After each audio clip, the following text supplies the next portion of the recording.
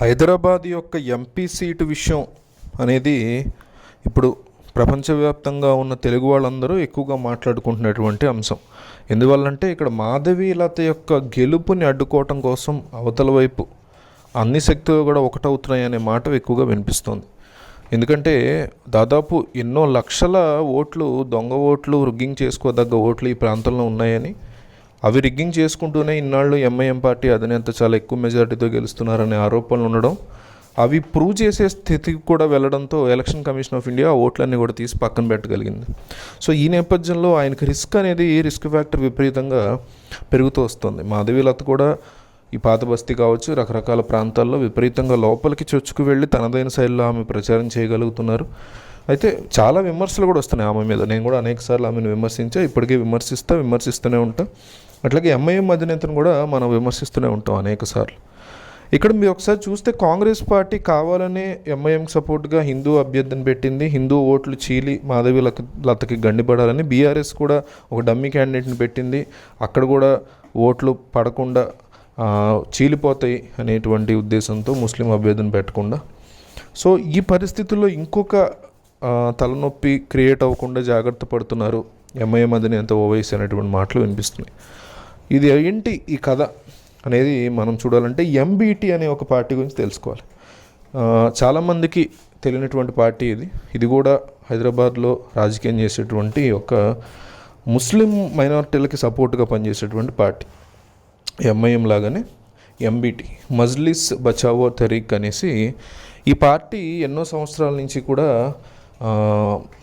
ముస్లింలకి, మనకి ఎవరైతే ఎంఐఎం సరిగ్గా పనిచేయట్లేదు కానీ ముస్లింలకు ఇబ్బందులు ఉన్నాయి కాపాడండి అంటారు, వాళ్ళకి పనిచేస్తున్నటువంటి పార్టీ. ఈ పార్టీ యొక్క అధినేత మహమ్మద్, ఆయన ఇదివరకు ఎంఐఎంలోనే ఉండేవారు. ఎప్పుడంటే ఈ సలాలుద్దీన్ ఓవైసీ అని ప్రస్తుతం ఉన్నటువంటి అసదుద్దీన్ ఓవైసీ యొక్క తండ్రి ఆధ్వర్యంలో నడిచినటువంటి ఎంఐఎం రోజుల్లో ఆయన కూడా అదే పార్టీలో, ఎంబీటీ ఇప్పుడే అధినేత కూడా అదే పార్టీలో ఉండేవారు. ఈయనకి మధ్య ఈ బాబరీ మసీదు గొడవల సమయంలో సలాలుద్దీన్ ఓవైసీకి ఎంబీటీ పార్టీ అధినేతకి మధ్య వచ్చినటువంటి గొడవల కారణంగా ఆయన ఎంఐఎంలో నుంచి బయటకు వచ్చేశారు.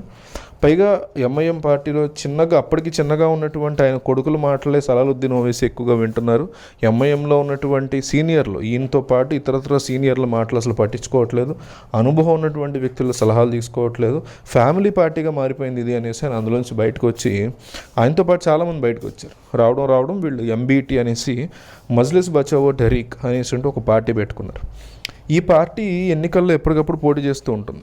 మొన్న నడిచినటువంటి ఈ అసెంబ్లీ నియోజకవర్గాల్లో కుత్బుల్లాపూర్ నియోజకవర్గంలో అనుకుంటా 500 తేడాతోనే ఎంఐఎం అభ్యర్థి ఇక్కడ గెలవగలిగారు. అంటే సరిగ్గా ప్లాన్ చేసుకుంటే ఎంబీటీ ఖచ్చితంగా ఇక్కడ అధికారంలోకి వచ్చేసేది, అంటే ఎమ్మెల్యే సీటు కొట్టగలిగేది. అంటే ఆ లెవెల్లో ముస్లిం వర్గాల యొక్క ఓట్లు చేల్చగలిగే సత్తా ఎంబీటీకి ప్రాంతాల్లో కనిపిస్తుంది. హైదరాబాద్ ఎస్పెషల్లీ పాత బస్తీ కొన్ని నియోజకవర్గాలు. సో ఈ పార్టీ విషయంలో ఈ పార్టీ తనకు బిగ్గెస్ట్ థ్రెట్గా మారబోతోందనే భయంతో ఈ ఇస్లాంకి లేదా మత పెద్దలు ఉంటారు, ఈ ముల్లాలు అంటారు, వాళ్ళని మేనేజ్ చేసుకుని వాళ్ళని బతిమలాడుకొని ఎంబీటీ పోటీ చేయకుండా అసదుద్దీన్ ఓవైసీ ప్లాన్ చేశారని రీసెంట్గా కొన్ని గంటల క్రితమే ఎంపీటీ ఈసారి మేము పోటీ చేయట్లేదు ఎలక్షన్లో అనేసి స్పష్టంగా ప్రకటించడం జరిగింది. అట్లాగని తమ మద్దతు ఎంఐఎం కానీ చెప్పలేదు, ఇంకోటని చెప్పలేదు. మతతత్వ రాజకీయాలని, మతతత్వ పోకడల్ని పోగొట్టడం కోసం మేము ఈసారి పోటీ చేయట్లేదని చెప్పి ఊరుకున్నారు. అట్లాగని ఎంఐఎంకి తమ సపోర్ట్ని, బీజేపీకో, కాంగ్రెస్కో, బీఆర్ఎస్కో తమ సపోర్ట్ని కూడా వాళ్ళు ప్రకటించలేదు. సో ప్రజలు కానీ విశ్లేషకులు కానీ ఏమంటున్నారంటే, ఓకే, ఈ రకమైనటువంటి థ్రెట్ కూడా లేకుండా తన ఎంపీ టికెట్, తన ఎంపీ గెలుపుని ఖాయం చేసుకోవడం కోసం ఓవైసీ ఇట్లాంటి ప్రయత్నాలు చేస్తున్నాడు అనమాట. అయితే మన సెకండ్ ఆప్షన్, ఇదివరకు ఎంఐఎం ఫస్ట్ ఆప్షన్ అయితే ముస్లిమ్స్కి సెకండ్ ఆప్షన్ ఎంబీటీ ఉండేది. ఇప్పుడు మరి మాధవీలతని యాజ్ ఏ క్యాండిడేట్గా అభిమానించే వాళ్ళు ఉన్నారు, ముస్లిమ్స్లో కూడా చాలామంది ఉన్నారు. యాజ్ ఏ పార్టీ బీజేపీని హేట్ చేసే వాళ్ళు చాలామంది ముస్లిమ్స్ ఉంటారు. కానీ క్యాండిడేట్గా మాధవీలత ముస్లిం ఉమెన్కి, ఎస్పెషల్లీ విమెన్ ముస్లిమ్స్కి చాలా చేశారు అనే మాట, ఆవిడ ఒక నమ్మకాన్ని కలిగిస్తున్నారనే మాట వినిపిస్తుంది. అందువల్లే రాజాసింగ్ లాంటి వ్యక్తి ఉన్నా కూడా ఆయన్ని కాదని పక్కన పెట్టి మరి మాధవీలతని ఇక్కడ నించోబెట్టారు మోడీ. సో ఈ రకమైనటువంటి గుడ్ విల్ ఈవిడికి ఉండడం వల్ల ఖచ్చితంగా ఆ ఓట్లన్నీ కూడా ఈవిడికి పడే అవకాశం ఉంది అసదుద్దీన్ ఓవైసీ వాళ్ళని పక్కన పెట్టింది ఆ ముస్లిం ఓట్లని చీలకుండా చూసుకోవడానికి అయినప్పటికీ సెకండ్ ఆప్షన్ ఫర్ ముస్లిమ్స్ అనేది ఇప్పుడు మాధవీలతగా మారుతుందని బీజేపీ వాళ్ళు వినిపిస్తున్నటువంటి ఒక విశ్లేషణ.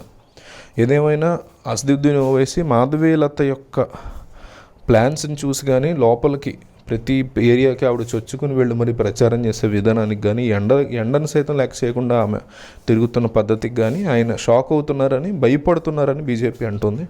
సో నాకైతే ఏ క్యాండిడేట్ని డెఫినెట్లీ మనం సపోర్ట్ చేయము.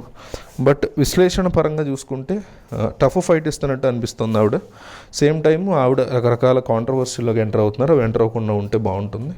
సో ప్రజలు కూడా ఒక చేంజ్, కాంగ్రెస్కి ఇచ్చిన పర్ల, బీఆర్ఎస్కి ఇచ్చిన పర్ల, ఎంపీటీ నిలబడి ఉంటే బాగుండేది, వాళ్ళకి ఇచ్చిన పర్ల, లేదు మాధవీలతకి ఇచ్చిన పర్లేదు. కానీ ఎప్పుడైనా సరే 5 సంవత్సరాల పాటే ఎంత అద్భుతంగా చేసినా, ఎంత చండాలంగా చేసినా 5 సంవత్సరాల కంటే ఎక్కువ అధికారం ఏ ఎమ్మెల్యేకి, ఒక చిన్న కౌన్సిలర్కి, ఒక ముఖ్యమంత్రికి, ఒక ప్రధానికి కూడా ఇవ్వకూడదని, ఎవరైనా వాళ్ళు ఎంత తోపైనా ఎంత వరస్ట్ అయినా ఇవ్వకూడదని, అట్లా ఇవ్వడం వల్ల వాళ్ళ కళ్ళు నెత్తికెక్కుతాయని నమ్మేటువంటి వ్యక్తిని నేను.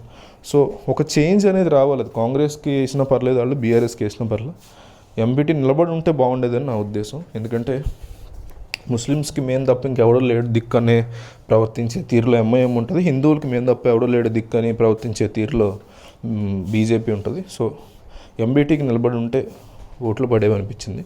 సో దీని మీద మీ అభిప్రాయం ఏంటి, కామెంట్ చేయండి.